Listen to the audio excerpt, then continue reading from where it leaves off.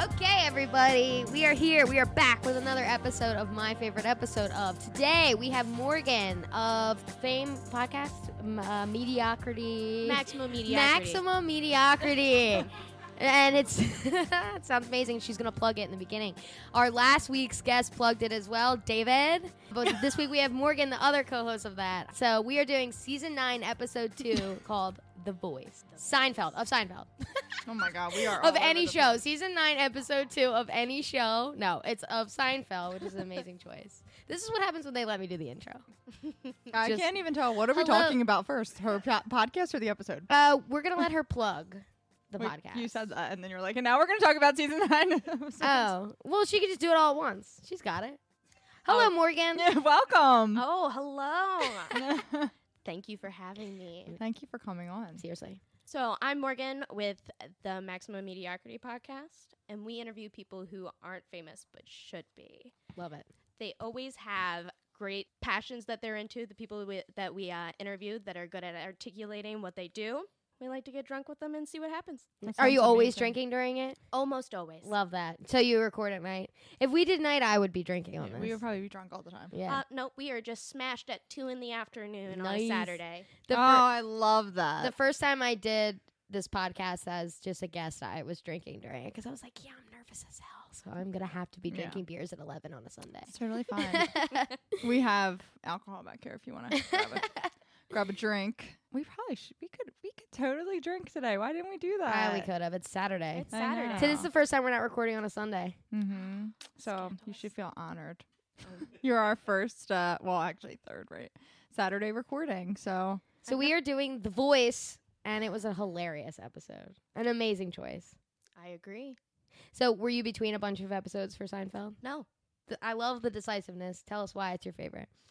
Let me ask you a question. Wow. Mm-hmm. Let's do it. How far are you willing to go for comedy?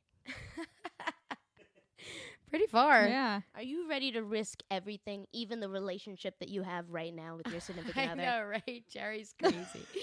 So good. I love this episode. That's my favorite part. It follows around 3 other people and their little stories that they have going on. But Jerry's is the best. Yeah. I've watched a lot of Seinfeld. Is Jerry always the A-plot? Is it ever like Elaine's leading the episode? It's usually like, in my opinion, I think Jerry's A, Elaine's B. Yeah. Sometimes George's B, but a lot of the time it's just Elaine's B. Yeah. And then Kramer is just scattered throughout whenever there's a need for comic relief. Right. Why don't you tell everyone what this episode specifically is about? Because I think for the most part, everyone has an idea of what the show Seinfeld is about, right? I feel like, especially people in like our era of like, it was always on TV. So like, even if like nothing was on and you didn't even get the jokes, like you were still watching it. Like everyone, it's such a big show that I feel like if you don't know what Seinfeld is, like, please slide through our DMs and tell us so we can call you out on the next podcast because that's crazy. Yeah, it's very much like it was a dinner show for me and my family. My dad loved it, so we watched it at dinner. Syndication is Same insane. here. So Mm-hmm. So it starts off with Jerry and George in the apartment, and they're just doing the voice that they came up with about Jerry's current girlfriend. She was asleep, and Jerry was there and looked down at her belly button and just thought, wouldn't it be funny if her belly button could talk? And the belly button sounds a little like, hello. He's kind of like Mrs. Doubtfire-ish. Hello. Yes. Yeah. Great reference. Yeah. I watched Mrs. Doubtfire really late in life, so it's Yeah. an excellent It really excellent is. film. Yeah. It's very good. Yeah, I do love a good bit between friends because you kind of come into this episode and the bit is already happening. Like Elaine comes in and is like, what is this about? Like, tell me now. Because they're already full in on this bit and Elaine's like, okay, what is it? Tell me. So the belly button just has its own little voice, and he walks around and does it to everybody. He thinks it's the best. And this really resonates with me because I'm that person. Yeah. I have those jokes. Right. I have this never-ending joke that just nobody thinks it's funny, but it's for me now. Yeah. Don't know when a joke dies. No, I'm always fully aware when it's dead. That's not what I'm concerned about. Okay. I still think it's funny. Nice. There's stuff that me and Kathleen reference from like 7th grade that we still grade. think is funny. Last week I did that thing and you were like, holy shit. Like it was just a like a body movement we used to do back in the day. It was so fucking stupid, and I did it, and her eyes were like, "Whoa!" It's like, yeah, there's just like always those things that like you're always gonna think is funny, and yeah. I don't give a fuck if no one else thinks they're funny because I think they're funny. Screw them. That's what this whole episode is about for me. So the girlfriend eventually finds out, and she's like, "It's me or the voice." And so there's this long, like, contemplating he does on the beach, and it's so dramatic, but it's still really funny. And he just looks up, runs all the way to her apartment, and she says, "Oh, I guess you've made your choice." And he says, "Hello." I know. I actually wrote down as one of my notes like how funny that scene is where he's like sitting on that bench by the water, and he's just like, and it's playing like that music in the background, and he's thinking about the times he's had with her versus the time that he's spoken in that voice. It's so funny. It's really, really funny. Their relationship didn't seem like it was that deep yet. I, too, would have chosen the voice. If I were him, I wouldn't have told her it was her fucking belly buttons voice. She's like, "You're calling me fat," basically, and he's like, "No. It's just the belly buttons voice." Yeah, what does he say? He's like, "No, it's like basically saying the Kool-Aid guy," and she's like, "He's fat." Yeah. It's mostly water weight. Yeah. I love Jerry. Yeah. Jerry Seinfeld's like kind of known for being a dick a little bit, isn't he? Yeah, that's his whole for being a very particular man. Yeah, I watch comedians in cars getting coffee. I like that. Do you ever see that, Joel? Mm-mm. Have you ever seen that, Morgan? Mm-hmm. Yeah, Yes. It's good. He just brings random celebrities, mostly his friends, and a lot of comedians do, and they go get coffee in a different car, a different, very fancy, expensive car every time, and they just talk. It's a car that he picks specifically for that person, a car that he thinks that person that he's interviewed would like the most. Nice. And I really appreciate that about Jerry. Yeah. He put a lot of thought into what he was going to do. I think that Jerry is hot, and I like him. Oh, spicy. Yeah, wow. There are times where I think Jerry's cute, and then other times I'm like, what are you thinking? I don't know. I like a good middle-aged, like, hot dad style. Oh, God. I Relax. actually, kind of really love dudes with big noses. It's, kind of my thing. Okay. Something in my body's like, that's the one. Get him. Yeah. Touch that schnoz right there. Touch that schnoz. Can't show you a picture of my fiance then. I have to say, I was actually not ever a Seinfeld fan in my life. I was actually one of those people that would leave the room when it came on or not watch it. Yeah, I know. I feel She's like the people worst. start hating me when I say that. Let me But- guess, you like Friends. How'd you know? No, but what I was gonna say is I actually was laughing out loud at this episode that I think I have to give it another shot as an adult. I compared it to something when I was a kid and watched it and was like, this is stupid. I just convinced myself for my entire life that it was still stupid. But a lot of people swear by this show. Think it's the absolute fucking best show. I hear that a lot, actually. You're not the first person that told me that you hated Seinfeld, but upon revisiting it, found that you liked it. Mm-hmm. I read people like to say it's a show about nothing, but to Larry, David, and him, it's a show about what makes things funny and how comedians get their stand-ups and build things into because a lot of comedians just pick on ordinary things and then they dive into them, and that's what makes things funny, basically. Yes. So it's the complete opposite of nothing, but again, it's nothing. Right. It's the ordinary. So we talked about Jerry's situation in this episode. Let's get into Elaine's situation in this episode. Elaine's situation is very sad, if you ask me. Elaine runs into her ex-boyfriend, the old bump into move. Yeah. And she just continually slides back and breaks up. They get together, they break up in the episode a bunch of times while Jerry's betting money. Yeah, it's so fucking stupid. She's betting against herself the whole time. She just keeps doing it. She could easily just not. She's paying $50 every 10 minutes. I love at the very end when she's like, do you have $50? Yeah. I love Julia Louis-Dreyfus. If anything, I could watch Seinfeld for her. She I would watch her. actually- I would follow her to the end of the She year. reminds me of you. Wow, that's the highest compliment I know. could ever get. I love you. It's the hair. Did you ever watch Old Adventures of New Christine? No, I did That's not. another dinner time show that me and my family watched. I love that. And then I'm a Veep girl, so. I've watched one episode, but I would really enjoy getting into it. Veep is an all-time for me. It's so well done, and it's just her being a complete savage. An absolute savage. Every other word out of her mouth is cunt. It's awesome. It's so awesome. I love it. Something about the word cunt is just really satisfying. Me, I think agree it's with those that.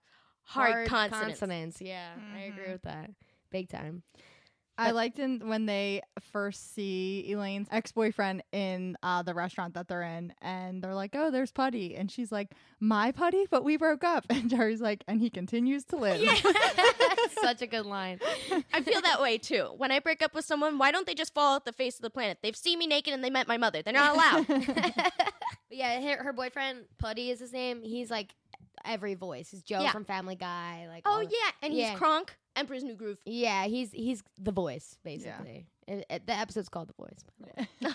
She ends up like sleeping with him the very first time, and then she comes back to she goes to Jerry's house, and she's in the same outfit from yesterday. He was like, what were you just doing? And she was like, "Oh, I was out with a friend." And he was nothing. He was like, "George?" And she was like, "No." And he was like, "Well, I was here, so that's everyone." And I was like, man, I can relate to that so hard. Getting exposed for the walk of shame is so good. She could have totally gone home. That's my thing. She didn't have to get found out. I love a good like open door policy, like comparing it to Friends, like everyone just walking in and out of everybody's apartment. I love that like friendship. When you grow up, you're like, I want to have that. I want every single one of my friends to just be walking through my doors on a constant loop. Yeah, makes me jealous. I think George's story is the best, the second best story of the whole show. Oh yeah, it's fucking hilarious storyline. Because I feel like we can all relate to maybe telling a lie, and it gets a little bigger than you were ready for it to be, and then you get found out. But he has no shame. Absolutely no shame. No, the older I get, the more I think I might actually just be George Costanza. So why don't you give a recap of what's going on with George? So we have Jerry's situation, Elaine's situation, which is kind of crazy as we're breaking it down because it's only like a 30-minute episode, and it just seems like so much is going on for everybody. But yeah, what's going on with George? George just got found out at work for lying about being handicapped. He said that he was in a wheelchair in previous episodes, and they found him out. And they're hazing him until he leaves, essentially. And no matter what they throw at him, they even block off his door, and he gets in. Hello, Marjorie. George Costanza. How are you, sweetheart? Listen, could you give Mr. Tomasulo a message for me? Yes. If he needs me, tell him I'm in my office! He wants it known that he got in there. So why, they mentioned the handicapped bathroom. He got it all to himself. Is that one of the big reasons he lied about it? Yes, it is nearly the entire reason. Yeah. So he's lying to be handicapped, so he had his own bathroom, the handicapped bathroom. Yes. Which is an insane thing. No, I can totally relate. I don't know what you mean. As a person that regularly poops in porta potties, I can relate to having my very own, wishing that I had my very own bathroom. Can you go into a little more detail of why that's the thing? I'm an electrician. Okay. Sometimes the customers think they're all fancy dancy and we're not allowed to use their bathrooms. I can't even barely pee in a fucking porta potty. The one time I tried to squat in one and I peed all over my jeans. Yeah. And then I had to walk out in front of everyone. When we go to Firefly, it's like all weekend is porta potties and it fucking sucks. Dude, it sucks so bad. Yeah. Those things are nasty. Better yet, just get yourself a diaper. Yeah, might as well. And then lastly, I guess we'll get into Kramer's story, which is like... He's just like your everyday con man, like lovable con man. He's finally come up with the greatest invention of all, the rubber bladder for the tankers, which inevitably doesn't work. He gets this intern. Yeah. He gets them to make phone calls that are absolutely useless. And they get this rubber ball from George's work because George works at a playhouse kind of thing. Have all different sorts of balls and such that you can do whatever the fuck you want, I guess. And they fill up this balloon full of oil. And they take it to George's work, and they're going to test it out. They're going to drop it out the window. And down below, right before they drop the ball, they see that Jerry's girlfriend, who he just got back with, called and was like, "Look, babe, I'm going to give up the voice for you." So Jerry's trying to get her attention from the window above, says, "Hello." She says, "I'm not going to look up for that voice. I'm not going to do it." Ball of oil land right on top She would have died. Like, Yeah. literally, if that ball of oil fell directly on her head. It's an amazing full circle moment because she won't look up for it. So we kind of skipped over the fact that mid-episode, he breaks up with her and chooses the voice, but then everybody, the rest of the cast is like, oh, fuck, we're still doing that voice? Like, it's beat. So then that's why he gets back with her, because he's like, well, if we're not doing the voice anymore, but even when he's getting back with her, he's like, we're sure we're not doing the voice. We're sure we're not going to keep doing the voice. And they're all like, nah, it's done. So then it's a good full circle moment of him just trying to get her attention. He's not meaning to do the voice. He's just like trying to be loud and like get her attention. And she's like, I'm not looking up. It's like, she'd be dead. There was one quote that made me laugh really hard, and it's when Kramer's like, I guess we'll call him like his secretary, right? Mm-hmm. They're all at that one restaurant. I guess that they're always at that restaurant, correct? Monks. Yeah. Kramer gets there late, so he sits down, and it's Jerry, Kramer, the secretary, and George. And he's like, all right, so like, what did I miss? And he's like, Mr. Seinfeld went to the bathroom, and Mr. Costanza stuck his hands in his drink, grabbed ice to wash up, and then looked at me and said, this never happened. That is like, so good. And it's like as Jerry's drinking his water and he just spits it back in the cup. It was a really, really good episode to pick. It was really funny. All right, cool. We're going to jump into Where Are They Now? All right. All right, so you're going to name their most notable credits since Seinfeld, which is a long time. Jerry. I'm sure that Jerry, I'm sure he made some sort of stand-up after this. I actually don't. He's doing Comedians in Cars, or People in Cars, whatever that show's called. Mm-hmm. That's good. That's pretty much the one. I feel like that's what he's doing. I'm sure he's donating to charity. Yeah, he's been in Curb and the B movie. I wish I could have got into that, but I really just didn't get into Curb Your Enthusiasm. Yeah, friend of the podcast, Brian Kelly, chose that, and ever since then I've seen multiple. That was the first episode I ever watched, and since then I've seen a bunch. I like them. Elaine. Elaine's been in Veep. She had breast cancer. Oh, she's in this upcoming movie with Will Ferrell called some garbage. I'm sorry, I don't know what it's called, but how fucking dare you? That's my girl. I just said she's my fucking girl. Garbage. No, it's called Downhill. It's like one of the. Looks like one of those movies where there's some like relationship drama, but they end up falling back in love with each other because they're a little older and they fell out of love with each other. That's how it came off to me just looking at like pictures from her Instagram because I follow her on Instagram. She's also starred in Onward, which is a new Pixar movie that was released in early 2020.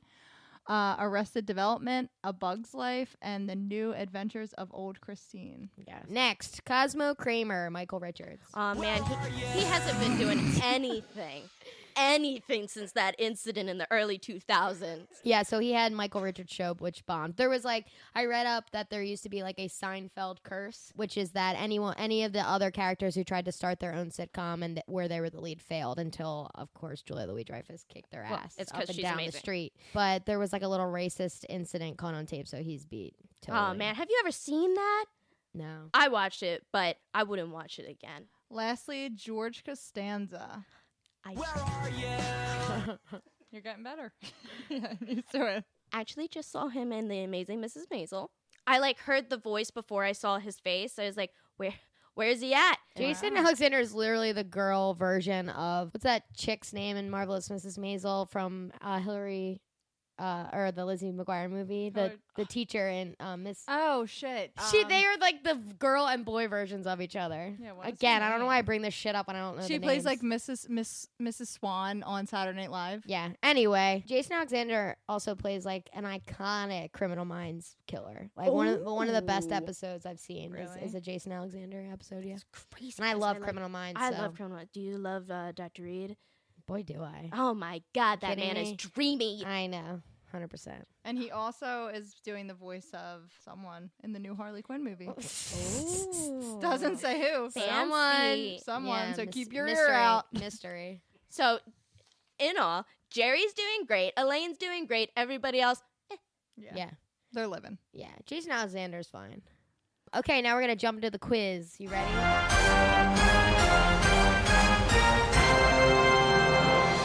As our listeners know, we do a new segment where we do a quiz on the show that our guest had picked. And they have the opportunity to phone a friend, a.k.a. Kathleen, that's sitting next to them, if they don't know the answer. So let's get started. Question number 1.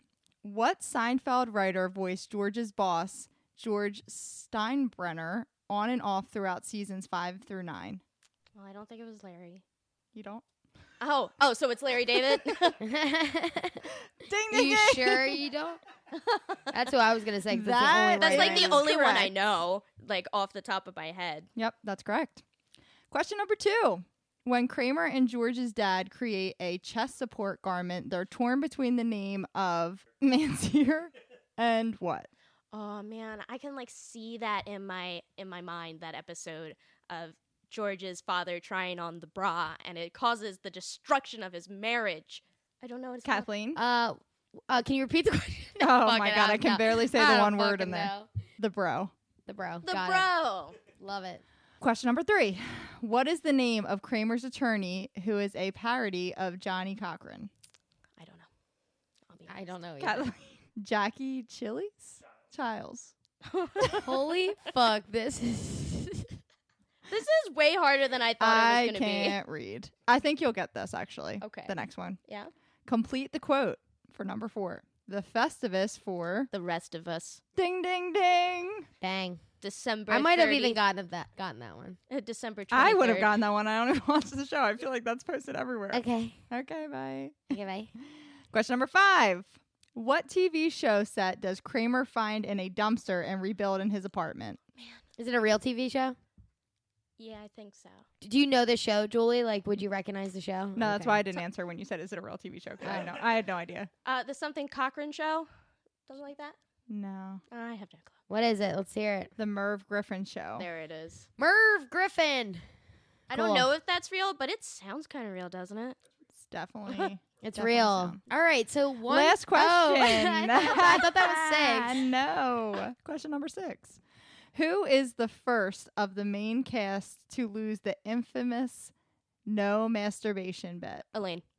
Kramer. Oh, right? No? Oh, he left right after the bet. But the next person was Elaine.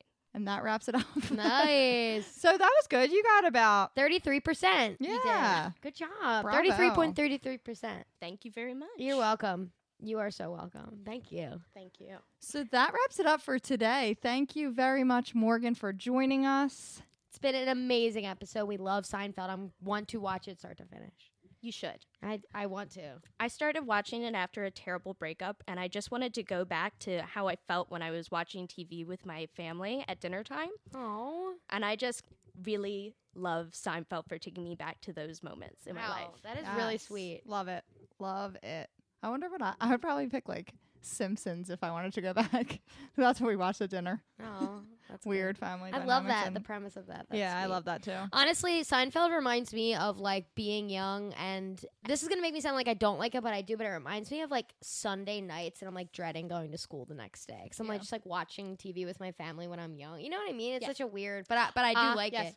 Yeah, even though that's not necessarily a good like dreading school the next day That's okay. Didn't it play all week, though? all week, literally. But yeah, but it makes me feel like a Sunday. I see what you mean. I see Yeah. what you mean. Thanks again for coming, Morgan. Thank you, Thanks for Morgan, having for me. coming on. Thank you, everyone, for listening, and tune in next in. week for another episode.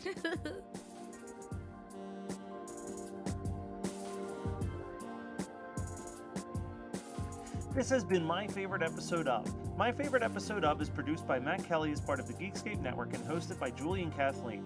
Check out our show notes for all of our socials and email us at myfavoriteepisodepodcast@gmail.com. Rate, review, and subscribe to us on your favorite podcasting apps, and we'll be back next week with another episode of My Favorite Episode Of.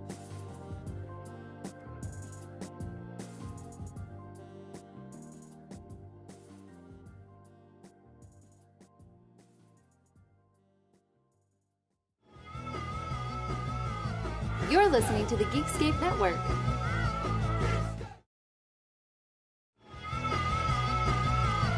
You're listening to the Geekscape Network.